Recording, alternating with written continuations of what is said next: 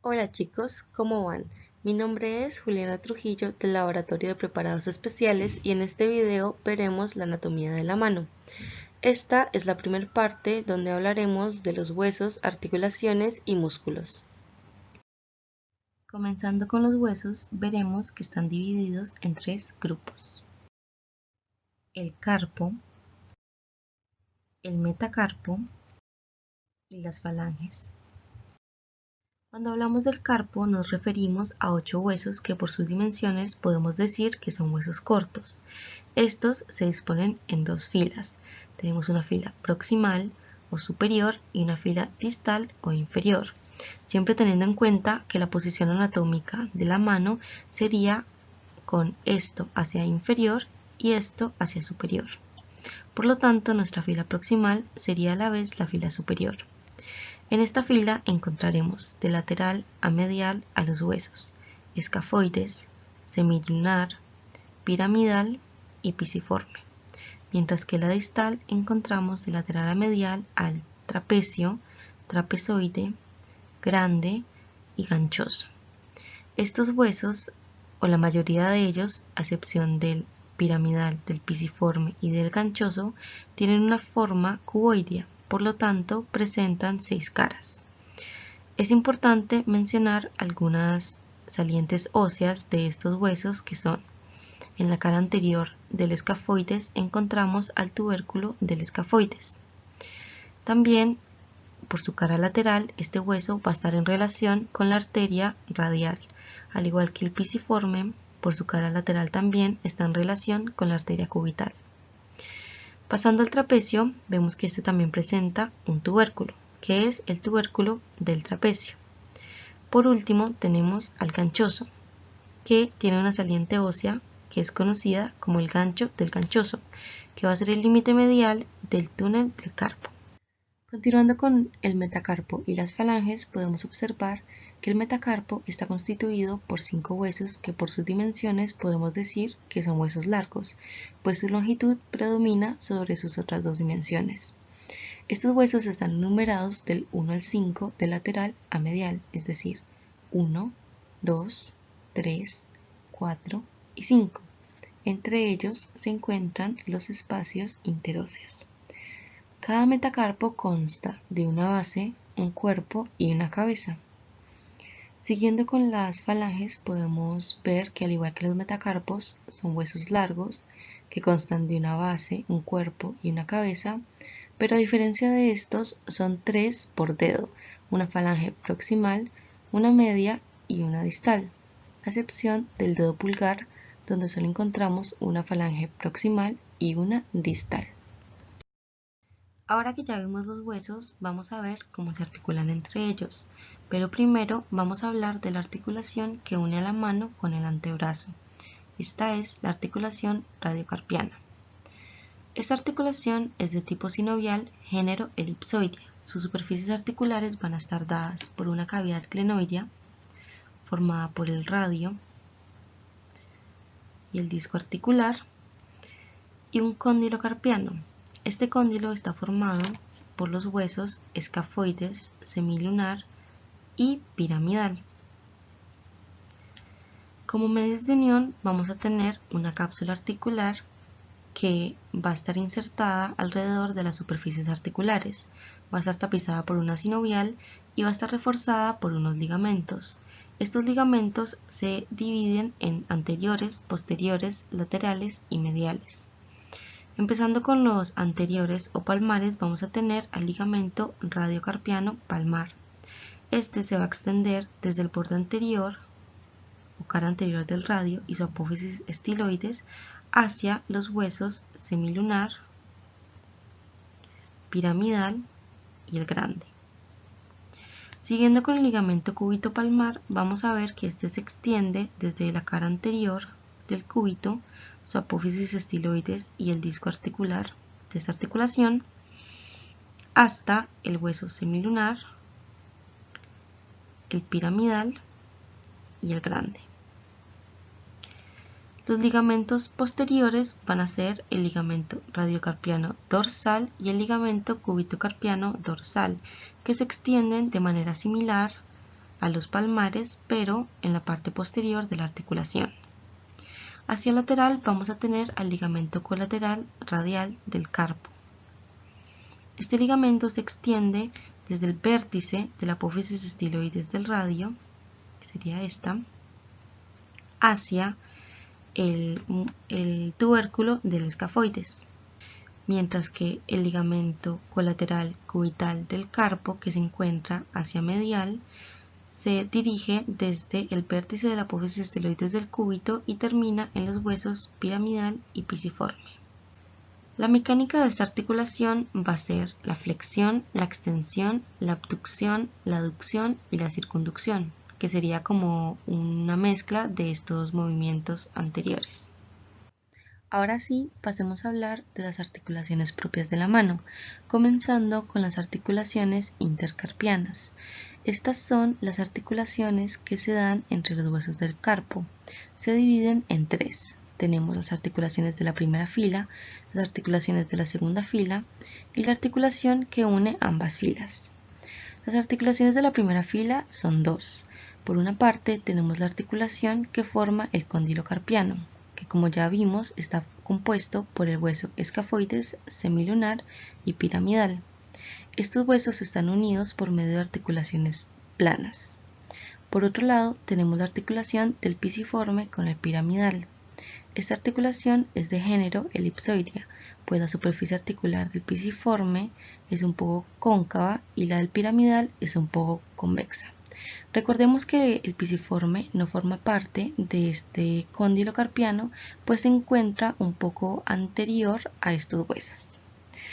Las articulaciones de la segunda fila son las articulaciones que se dan entre los cuatro carpos de la segunda fila. Son articulaciones planas y sus superficies articulares van a depender. Por ejemplo, para el grande tenemos que sus superficies articulares van a ser la cara lateral y la cara medial, mientras que para el ganchoso es solamente su cara lateral. La articulación mediocarpiana es la articulación que une al cóndilo carpiano con los cuatro huesos de la segunda fila del carpo. Es una articulación de género doble elipsoidea, pues está compuesta por dos partes. Tenemos una parte lateral y una parte medial. La parte lateral comprende al escafoides, trapecio y trapezoide, mientras que la parte medial comprende una pequeña parte del escafoides, al semilunar, piramidal, grande y ganchoso. Continuemos con las articulaciones carpo-metacarpianas. Estas son las que unen a los cuatro huesos de la segunda fila del carpo con los 5 metacarpianos. Centrémonos primero en los cuatro últimos metacarpianos. Veremos que estas articulaciones son de tipo sinovial, género planas, y sus superficies articulares van a estar dadas por. Para el segundo metacarpiano tenemos la base de este metacarpiano que se va a articular con el trapecio, el trapezoide y el grande. Para el tercer metacarpiano únicamente se articula con el grande. El cuarto metacarpiano se articula con el grande, pero principalmente con el ganchoso. Y el quinto metacarpiano únicamente lo hace con el ganchoso. Un caso especial es el primer metacarpiano, pues esta articulación es de tipo sinovial género celar o en silla de montar. Sus superficies articulares van a estar dadas por la base del primer metacarpiano y el trapecio. Les agregué estas imágenes para que veamos cómo se da el encaje recíproco entre estos huesos, lo cual permite movimientos de flexión, extensión, abducción, aducción y circunducción. Además les agregué esta imagen para que recuerden cómo son los movimientos que realiza el pulgar. Siguiendo con las articulaciones intermetacarpianas, veremos que estas están dadas entre los últimos 4 metacarpianos. Son articulaciones de género plano y sus superficies articulares van a ser las caras laterales de las bases de estos metacarpianos. Por ejemplo, para el quinto metacarpiano será su cara articular la cara lateral de la base, mientras que para el cuarto metacarpiano va a ser su cara lateral y su cara medial. Así con el resto. Es importante que veamos acá cómo el primer metacarpiano se encuentra separado del segundo y por lo tanto no forma parte de estas articulaciones. A continuación tenemos las articulaciones metacarpofalángicas, que son las que unen al metacarpo con la falange proximal. Son articulaciones de género elipsoideas y van a tener como superficies articulares a la cabeza del metacarpiano y a la cavidad clinoidea de la base de la falange proximal. Estas articulaciones realizan movimientos de flexión, extensión, abducción y aducción. Por último, tenemos las articulaciones interfalángicas. Estas articulaciones son de género gínglimo y están dadas entre las falanges. En el caso del pulgar tenemos solo una articulación interfalángica y en el resto de los dedos tenemos dos. Las superficies articulares van a ser las bases y las cabezas de las falanges. Las cabezas presentan una forma de polea, mientras que las bases presentan una cresta media que se relaciona con esta garganta. Van a realizar movimientos de flexión y extensión únicamente, es decir, son uniaxiales. Después de ver todas las articulaciones, pasemos a ver los músculos que mueven estas articulaciones. Los músculos de la mano se dividen en tres grupos. Tenemos un grupo lateral o de la eminencia tenar, que son los músculos anexos al pulgar. Un grupo medial o de la eminencia hipotenar, que van a ser los músculos relacionados al meñique. Y tenemos un grupo medio que se encuentra entre estos dos. Acá podemos observar una imagen de una disección de mano derecha que utilizaremos para describir estos músculos. Empecemos con el grupo medio. El grupo medio está compuesto por los músculos lumbricales y por los músculos interóseos, tanto dorsales como palmares. Los músculos lumbricales son 4 músculos que se encuentran asociados al tendón del músculo flexor profundo de los dedos. Son estos que observamos acá. Se enumeran de lateral a medial. Podemos ver el primer lumbrical, el segundo lumbrical, el tercer lumbrical y el cuarto lumbrical. Se extienden desde el borde lateral de este tendón y se dirigen hacia los tendones extensores de los 4 últimos dedos. Llegan hasta acá pasando lateralmente a la articulación metacarpofalángica correspondiente. Y su acción va a ser la de flexionar la falange proximal y extender las falanges media y distal de los últimos 4 dedos. Siguiendo con los músculos interóseos, veremos que los interóseos palmares son 3 músculos, que no sé si alcanzan a ver muy bien. Acá tenemos uno y acá se alcanza a ver otro, que se van a insertar en los metacarpianos 2, 4 y 5. En donde se van a insertar específicamente va a ser en la cara que mira al eje de la mano. Recordemos que el eje de la mano es el tercer dedo, por lo tanto se insertaría más o menos acá uno, acá el otro y acá el tercero. Distalmente, estos músculos se van a insertar en las bases de las falanges proximales de los dedos índice, anular y meñique. Su función va a ser la aducción en dirección al dedo medio, que como ya dije es el eje de la mano. También van a flexionar las articulaciones metacarpofalángicas y van a extender las articulaciones interfalángicas de estos dedos. Por su parte, los interóseos dorsales son 4. En esta imagen alcanzamos a ver parte de 1, 2, 3 y 4. Estos músculos se encuentran en los espacios interóseos, que si recuerdan les había dicho que eran los espacios que se encontraban entre los huesos metacarpianos.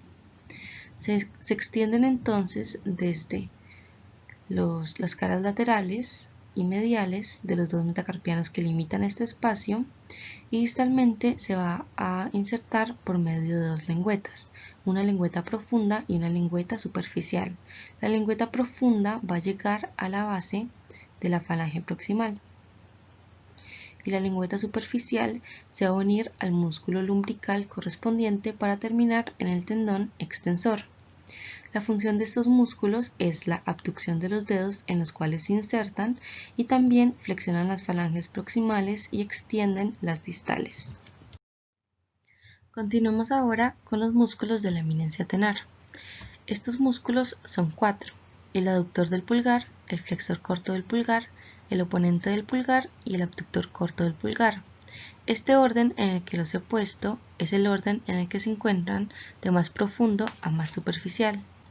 Iniciemos con el aductor del dedo pulgar, que es este músculo que observan acá. Este músculo consta de dos cabezas, una cabeza transversa y una cabeza oblicua. La cabeza oblicua se extiende desde los huesos trapezoide, grande, un poco de la base del segundo metacarpiano, pero sobre todo la cara anterior del tercer metacarpiano, lo vemos acá.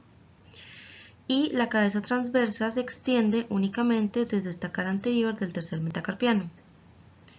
Desde acá, ambas cabezas se van en conjunto a insertarse en el hueso sesamoideo medial, que se encuentra a nivel de la articulación metacarpofalángica del pulgar, y en la base de la falange proximal del pulgar. Desde acá van a tener que realizar su acción, que es la de aducción del pulgar. Continuemos ahora con el músculo flexor corto del pulgar. Veremos que este músculo es este. También presenta dos cabezas, una cabeza superficial y una cabeza profunda. La cabeza superficial, que es esta que estamos observando, se extiende desde el tubérculo del trapecio y el retináculo flexor, mientras que la cabeza profunda lo hace desde la cara anterior del trapezoide y del glande. Ambas cabezas van a estar separadas por el tendón del músculo flexor largo del pulgar. Estas cabezas se van a extender en conjunto para insertarse en el hueso sesamoideo lateral y en la base de la falange proximal del pulgar. Su función va a ser la de aducir y flexionar la falange proximal del primer dedo.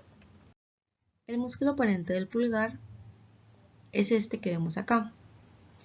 Se va a extender desde el tubérculo del trapecio y el retináculo flexor hacia el borde lateral del primer metacarpiano. Desde acá va a realizar su función, que es la posición del pulgar. El más superficial de estos músculos es entonces el abductor corto del pulgar, que es este que vemos acá. Este músculo se extiende desde el tubérculo del escafoides y la cara anterior del retináculo flexor hacia la base de la falange proximal del pulgar. Su función es la abducción de este dedo.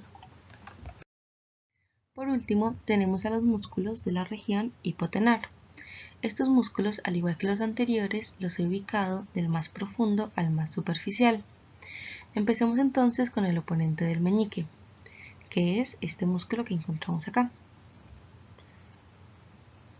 Este músculo se extiende desde el gancho del ganchoso y el retináculo flexor y se dirige hacia el quinto metacarpiano.